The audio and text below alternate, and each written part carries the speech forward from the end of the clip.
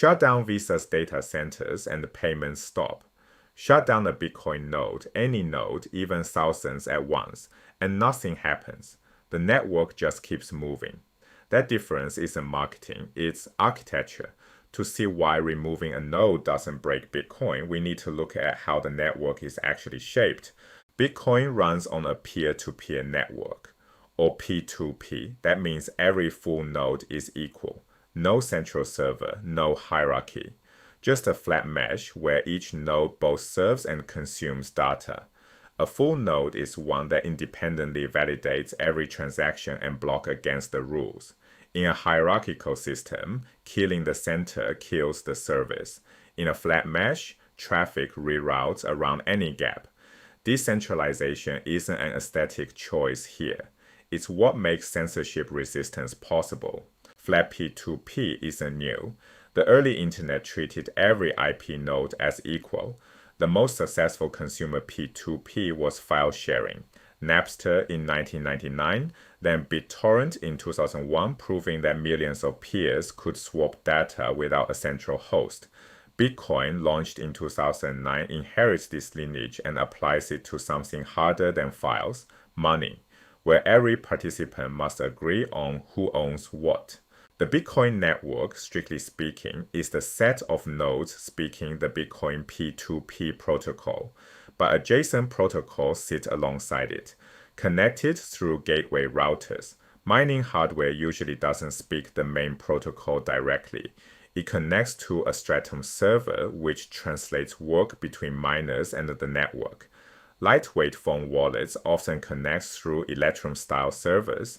These gateways extend Bitcoin's reach without breaking the flat core. The mesh in the middle stays equal. Specialized satellites hang off the edges. Equal doesn't mean identical. Every full node validates, but beyond that, nodes specialize. Validation is the base layer. Independently verify every block from the genesis block forward. Routing sits on top. Relay transactions and blocks to peers so information propagates. These two together form a minimum useful full node. A node that validates and routes is the basic citizen of the network. Everything else, mining, wallet, archival storage, is an optional module stacked above. Mining means running proof-of-work hardware to propose new blocks. Some miners run full nodes themselves. Many are just pool clients receiving work over Stratum. Wallet means managing keys and signing transactions. A wallet can connect to your own full node or run as a lightweight SPV client, simplified payment verification, which trusts full nodes for blockchain data. That's what most phone wallets do. Archival storage means keeping the entire blockchain on disk and serving historical data to SPV clients. Mix and match these modules and you'll get every node type in the wild. This clears up two common mistakes. First, miners don't run Bitcoin, they produce blocks, but those blocks are only valid if the network's full nodes accept them. Many miners aren't even full nodes, they're pool clients behind Stratum.